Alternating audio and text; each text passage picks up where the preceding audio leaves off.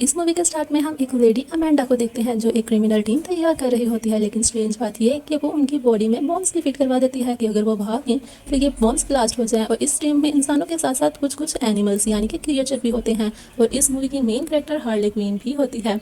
वो सब एक आइलैंड पे पहुंचते हैं और एक एक करके पानी में जंप लगाने लगते हैं। लेकिन एनिमल्स जैसे क्रिएचर से स्विम नहीं किया जाता और वो अपने हाथ पाँव हिलाने लगता है। पर तभी ब्राउन बालों वाला आदमी यानी समांत वहां आ जाता है और उसे अपने साथ स्विम करके किनारे पर ले जाता है। मगर तब तक वो बेचारा मर चुका होता है। अब अगर बात की जाए कि किसी के सुसाइड स्क्वाड किससे लड़ने वाला था तो वो एक बहुत ही खतरनाक आर्मी ग्रुप था। ये आर्मी यहाँ पर भी आ जाती है तो ब्लैक आर्ट हाथ ऊपर करके चिल्लाने लगता है। आर्मी के लोग जो कि पूरी बाउंड्री बनाकर इनके चारों तरफ खड़े थे ब्लैक गार्ड के मुंह पर फायरिंग करते हैं जिससे उसके मुंह का सारी स्किन उतर जाती है और वो वहीं मुंह के बल गिर जाता है। अमेंडा इन सब पर नजर रखे हुए होती है और इनसे कहती है और जो भी हो जाए तुम लोग स्टेप बैक नहीं करोगे यानी पीछे नहीं हटोगे। हार्ले क्वीन इसका फायदा उठाते हुए अपनी बड़ी सी शॉर्ट गन से आर्मी की तरफ अटैक करती है जिससे उसके काफ़ी लोग इस ब्लास्ट में मारे जाते हैं। अब यहाँ पर असली फाइट शुरू होती है। जो सुसाइड स्क्वाड का एक बंदा प्लेट फेंकता है जिससे एक आदमी की गर्दन और एक आदमी का सर एक साथ ही कट जाता है। आर्मी भी जोश में आ जाती है और अंधाधुंध फायरिंग शुरू कर देती है। हार्ले अपनी जान बचाते हुए भागने लगती है और एक बड़े से पत्थर के पीछे भी आकर छुप जाती है। इसके साथ एक और मेंबर भी आ जाता है और उनके सामने एक और मेंबर होता है जिसका नाम टीडीके होता है। वो अपने दोनों बाजू अलहदा करता है और उनको आर्मी की तरफ भेजता है जो कि आर्मी को डिस्ट्रैक्ट करने लगता है। उनकी कैप्स को छेड़ने लगते हैं, उनकी गन्स को हिलाने लगते हैं लेकिन इससे कोई फ़ायदा नहीं होता और वो लोग डर जाते हैं। वही लंबे बालों वाला वहाँ से भागने की सोचता है मगर इससे पहले ही अमेंडा उसे ब्लास्ट कर देती है क्योंकि उसने कहा था जो भागेगा वो अपनी जान गंवा बैठेगा। अब यहाँ स्टोरी एक टर्न लेती है जहाँ हमें अमेंडा के क्लेवर माइंड के बारे में पता चलता है कि उसने एक और बैकअप टीम तैयार कर रखी थी। मुझे लगता है कि उसे पता होगा कि उसकी सुसाइड स्क्वाड पहले से क्या काम करने वाली है। उसमें सबसे पहले वो एक ब्लड स्क्वाड को शामिल कर लेती है और उसे ही टीम का लीडर बना देती है। दूसरा होता है पीस मेकर जिसके पास ये एबिलिटी होती है कि वो किसी भी चीज़ को हथियार बनाकर और उसे यूज़ करते हुए अटैक करता है। और तीसरा किंग शार्क जिसमें इतनी ज़्यादा पावर होती है कि वो किसी भी चीज़ को कच्चा चबा सकता है। इंसान कम शार्क ज़्यादा होता है। एक लड़की कैज़ो जो कि रैट्स को अपने कंट्रोल में कर सकती थी यानी हर किसी के पास अपनी अलग एबिलिटी होती है। अब अमेंडा सुसाइड स्क्वाड को मिशन के बारे में बताने लगती है।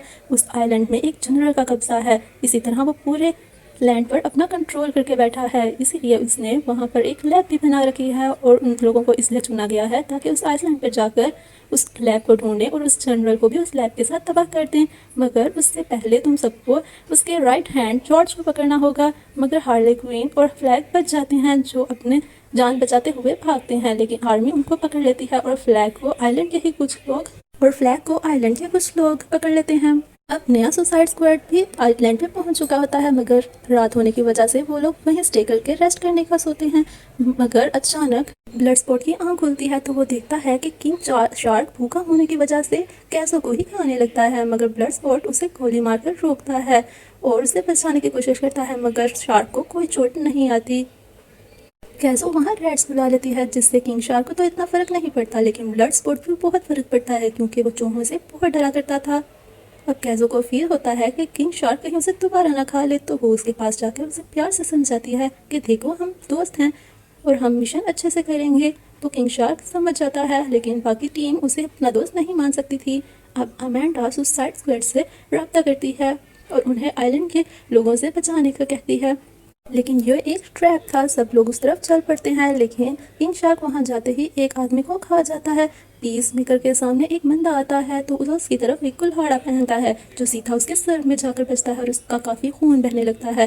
फिर ब्लड स्पॉट भी पीस मेकर की तरफ एक स्वॉर्ड उछालता है जिसे वो एक आदमी का गला काट देता है। ब्लड स्पॉट भी बहुत फायरिंग करने लगता है।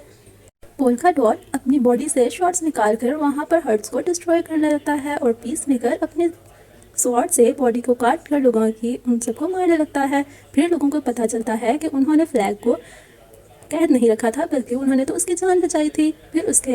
फिर ट्रैप की लीडर आकर उन सबसे बात करती है और उन सबको बताती है कि वो भी जनरल के अगेंस्ट है। वो सब और गुस्सा करने लगती है कि उन्होंने बिना देखे ही उसके इतने लोगों को मार दिया। मगर फ्लैग कहता है कि इनको जाने दें, हम सबका एक ही मिशन है तो क्या लड़ना। तो वो बहुत मुश्किल से अपने लीडर को मनाता है तो वहाँ हार्ले क्वीन आर्मी ले जाती है। जनरल हार्ले से कहता है कि अगर तुम मुझसे शादी कर लोगी तो मैं प्रेसिडेंट बन जाऊंगा, क्योंकि लोग समझते हैं कि मैं तो मैरिड होना मेरे लिए बहुत ज़रूरी है। हम मिलकर इस पूरी दुनिया को रूल करेंगे। और हार्ले इस लालच में मान जाती है, मगर जल्द ही उसे ये बात रियलाइज़ हो जाती है। लेकिन जब उसको पता चलता है तो वो एक दिन जनरल से मिलने जाती है और उसके दिल में शूट कर देती है। आर्मी उसे दोबारा से कैद कर लेती है। यहाँ अच्छी बात ये होती है कि जनरल मर चुका होता है। वो मुंह के बल लेटा हुआ था और वहीं मर जाता है। वहाँ हम एक और आदमी को देखते हैं जिसका नाम मैथ्यू था, जो कि प्रेसिडेंट बनना चाहता था, इसीलिए वो जनरल की मौत से बहुत ही खुश होता है। दूसरी तरफ सुसाइड स्क्वाड का जनरल वो पूरा ग्रुप सिटी की तरफ पहुंच रहता है और वो सिटी में होते हैं और अपनी स्टोरी बताने लगते हैं कि हम लोग कैसे क्रिमिनल बने, अपने पास्ट की बातें बताने लगते हैं। सबकी लाइफ बहुत ही दुखी होती है, इसीलिए वो कुछ अच्छा करना चाहते थे।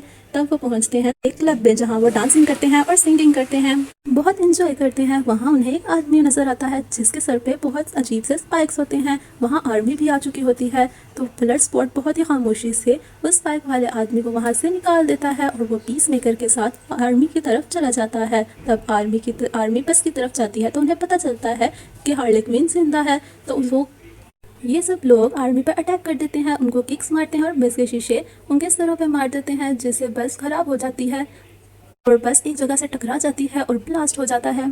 ड्राइवर भी अपनी जगह मर चुका था। अब वो सब रोल होते हुए नीचे जाते हैं। हैरत की बात ये कि वहाँ से फ्लैग और बाकी सब लोग बगैर किसी चोट के बच जाते हैं। अब प्लान ये था कि वो सब हार्ले को बचाएंगे, क्योंकि वो मैथ्यू की कैद में थी। मैथ्यू ने उसके हाथ ऊपर की तरफ बांधे हुए थे, उसे लटकाया हुआ था और उसके मुंह पर पंजे मारता है, जिससे उससे मुंह से खून आने लगता है। उससे उसके बैकग्राउंड के बारे में पूछता है और कहता है कि कौन से लोग हमारे पीछे हैं, मगर हार्ले उन्हें कुछ नहीं बताती।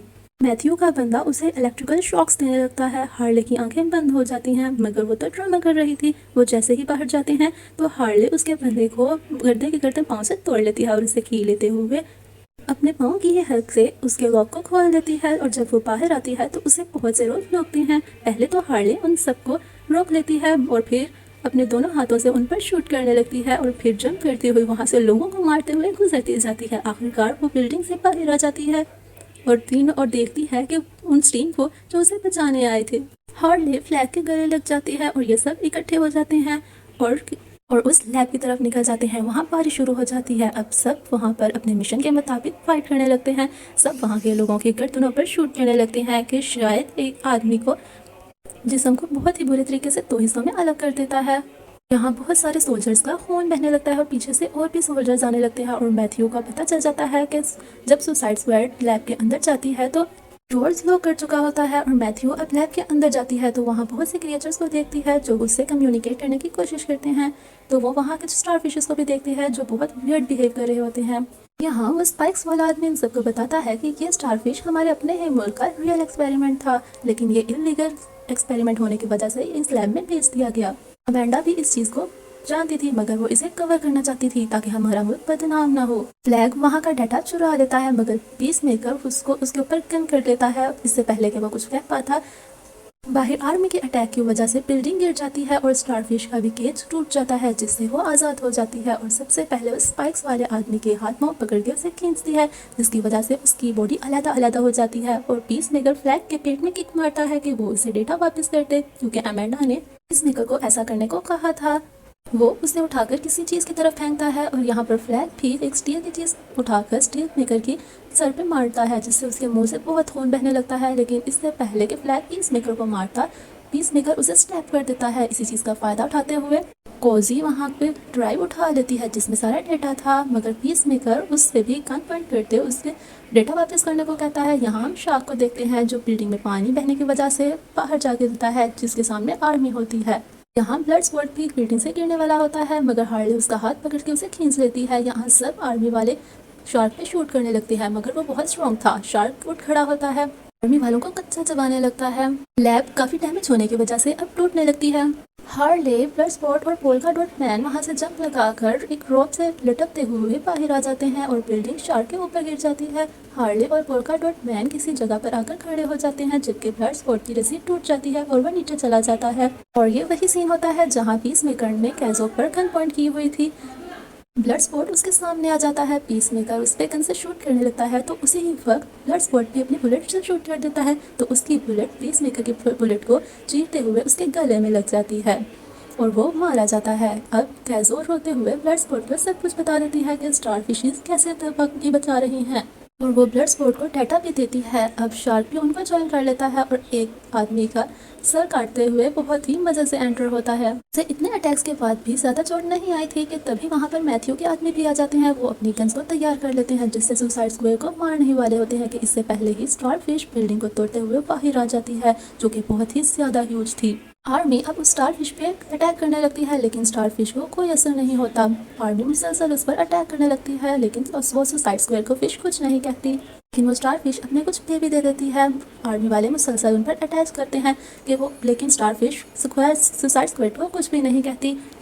जल्द ही जिन लोगों पर स्टारफिश के बेबी गिर रहे थे वो उसकी बॉडी को कंज्यूम करते हुए मॉन्स्टर बना लेते हैं और वो स्टारफिश के पीछे चलते हुए सब कुछ डिस्ट्रॉय करने लगते हैं। तभी अमेंडा सुसाइड स्क्वायर को कहती है कि अब तुम लोगों ने लैब तबाह कर ली है, तुम लोग वापस आ सकते हो। लेकिन सुसाइड स्क्वायर आप अपनी कंट्री को इतने खतरे में कैसे देख सकती थी। तो अमेंडा उनसे कहती है कि मैं तुम लोगों को ब्लास्ट करके उड़ा दूंगी। तभी अमेंडा की एक लड़की उसके सर पे मारकर उसे मार देती है क्योंकि वो उसकी ब्लैकमेलिंग से तंग आ चुकी थी। यहाँ सुसाइड स्क्वायर स्टारफिश को मारने के लिए निकल जाती है। सब लोग उन्हें अप्रिशिएट कर रहे होते हैं, वो लोग उन पर फायरिंग करते हैं और किंग शार्क तो उस पर चढ़कर उसका मीट ही खाने लगता है, उसे बहुत फाइट्स करता है।